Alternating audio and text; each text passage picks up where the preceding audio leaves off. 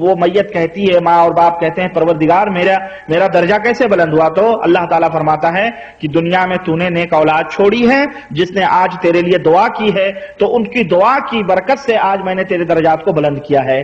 اللہ اکبر۔ تو بھائی میرے، آپ جس طرح کسی کی اولاد ہو نا اپنے ماں اور باپ کے، جو جس طرح آپ چاہتے ہو یا آپ کے ماں اور باپ چاہتے ہیں یا نہ چاہا ہو انہوں نے، آپ بدماش ہو گئے کچھ بھی ان کی نہ تربیت کی وجہ سے، تو بہرحال یہ حدیثیں سننے کے بعد میں، سمجھنے کے بعد میں، کم از کم آپ چاہو کہ آپ کی جو اولاد ہے کم از کم وہ نیک بنے، صالح بنے، تاکہ آپ کے لیے دعائیں مغفرت کر سکے، کہ مرنے کے بعد بھی اس کا ثواب آپ تک پہنچتا رہے، ہے نا؟ تو اگر ہمارے ماں باپ داداؤں نے نہیں چاہا تو خیر ہم اپنے آپ درست ہو گئے، الحمدللہ صحیح ہو گئے، تو آج دعا کر رہے ہیں، لیکن کم از کم ہم جانتے ہیں، ہو سکتا ہے انہوں نے نہ جانا ہو، یہ باتیں نہ جانی ہو، ان کو علم بھی نہ رہا ہو، تو اب تو ہم جان گئے ہیں، تو ہمیں چاہیے کہ اپنے نسلوں کی تربیت اور ان کی تعلیم اپنے دین صحیح اور صحیح مذہب اور صحیح دین کی دیں، تاکہ کم از کم ہم مریں۔ دیکھو، کھانے پینے کا انتظام تم کرو گے، تم کیا کرو گے؟ میاں تمہارے کھانے پینے کا انتظام تمہارے ماں باپ کر کے گئے ہیں؟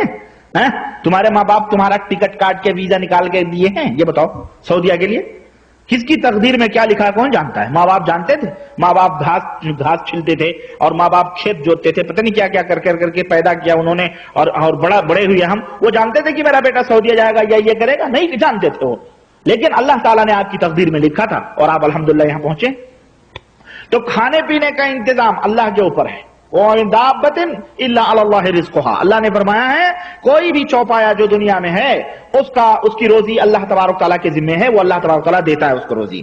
باقی تربیت وغیرہ کی جو ذمہ داری ہے نا وہ آپ کے اوپر ہے، آپ انہیں تربیت دیں، صالح بنائیں، نیک بنائیں، نمازی بنائیں، پانچوں وقت نمازیں، قرآن سکھائیں، دین سکھائیں، صحیح دین سکھائیں۔ تو دیکھیں کہ جب آپ مر جائیں گے تو دیکھیں کہ کس طرح سے وہ آپ کے لیے دعا کرتے ہیں، تو خلاص یہ تو آپ کی جنت ہی جنت ہو گئی، سمجھیے جناب، ٹھیک ہے؟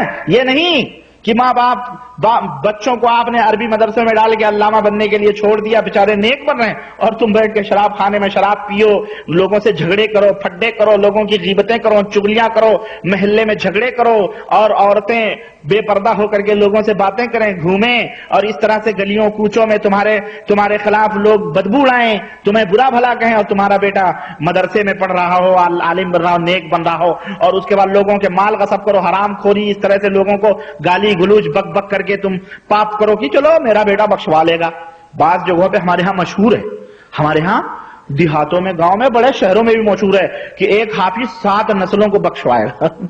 سنیں حافظ جی، ایک حافظ 7 نسلوں کو بخشوائے گا۔ ارے وہ بیچارہ حافظ خود اپنی بخشش میں کروا لے، بڑی بھاری بات ہے، 7 نسلوں کو کہاں سے وہ بخشش کروائے گا؟ اس لیے لوگ جو ہے کہتے ہیں چلو بھائی ایک حافظ بنا دو، بس بقیہ ماں باپ فری ہو کر کے سب کچھ بربادی کرتے ہیں۔ اسی لیے بعض جگہوں پہ یہ بھی مشہور ہے کہ کسی نے عالم بنا دیا، ماں باپ، ایک بیٹا عالم ہو گیا تو کل قیامت کے دن ماں اور باپ کے سر پر پتہ نہیں کس کے تاج رکھے جائیں گے۔